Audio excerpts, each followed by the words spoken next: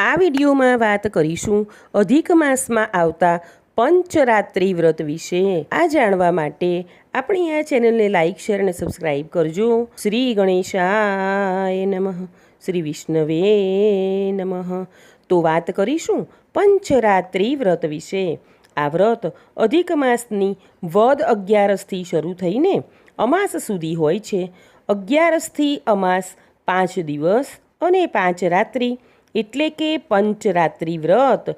જે લોકો આખા અધિક માસ દરમિયાન ઉપવાસ ન રાખી શક્યા હોય તેઓ પંચરાત્રિ વ્રત કરીને આખો માસ ઉપવાસ કર્યાનું પુણ્ય મેળવી શકે છે। આ વ્રતમાં પુરુષોત્તમ લક્ષ્મી, રાધા પુરુષોત્તમ કે વિષ્ણુ લક્ષ્મીનું પૂજન કરવું। આ વ્રત કરવાથી કુટુંબ સહિત વૈકુંઠમાં જઈ શકાય છે। આ વ્રત નિરાહાર રહીને, એક ટાઈમ જમીને અથવા ફરાળ ખાઈને કરી શકાય છે। આ વ્રત દરમિયાન દાનનું ખૂબ જ મહત્ત્વ છે। આખા અધિક માસ દરમિયાન કોઈ કારણસર દાન ન કરી શક્યા હોય તો આ પંચરાત્રિ વ્રત દરમિયાન દાન કરી શકાય છે। તલથી ભરેલું પાત્ર જો આપણે દાનમાં આપીએ તો સ્વર્ગલોકની પ્રાપ્તિ થાય છે। બ્રહ્મ ભોજન કરાવવાથી જગત જમાડ્યાનું પુણ્ય પ્રાપ્ત થાય છે। જળથી ભરેલો ઘડો આપવાથી અક્ષય સુખની પ્રાપ્તિ થાય છે। હવે આ 5 દિવસ શું કરવું તે જોઈએ। 11ના દિવસે ઉપવાસ કરીને દાન, જાપ, નદીમાં સ્નાન વગેરે કરીને આખો દિવસ ઓમ નમો ભગવતે વાસુદેવાયનો જપ કરવો।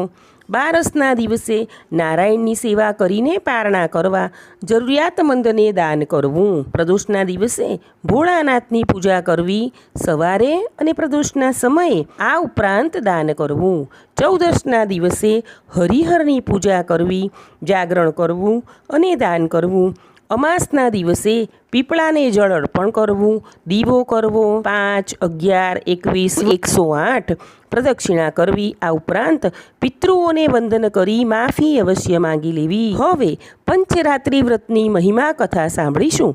એકવાર સુમેઘા ઋષિએ કૌંડિલ્ય ઋષિ પાસેથી પંચરાત્રિ વ્રત કરવાની વિધિ જાણી। પછી ઋષિ અને તેમના પત્ની બંનેએ આ વ્રત કર્યું। તેથી અમાસે તે વિસ્તારનો રાજકુમાર તેમના ઘરે આવ્યો અને બ્રહ્માજીની પ્રેરણાથી ખૂબ સુંદર ઘર અને ગામ આપ્યું। આ વ્રત કરીને પતિ અને પત્ની બંને ખૂબ સુખ ભોગવીને અંતે વૈકુંઠમાં ગયા। બોલો પુરુષોત્તમ ભગવાનની જય।